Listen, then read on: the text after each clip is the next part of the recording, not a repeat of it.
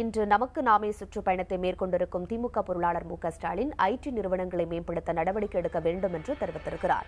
மேட்டுப்பாளையத்தில் அண்ணாஜி ராவ் சாலையில் வியாபாரிகள் மற்றும் பொதுமக்களை சந்தித்த அவர், இதன் பின்னர் கோவை வையம்பாளையத்தில் விவசாய சங்கத்தினை துவக்கி வைத்த நாராயணசாமி நாயுடுவின் நினைவிடத்தில் மலரஞ்சலி செலுத்தினார்.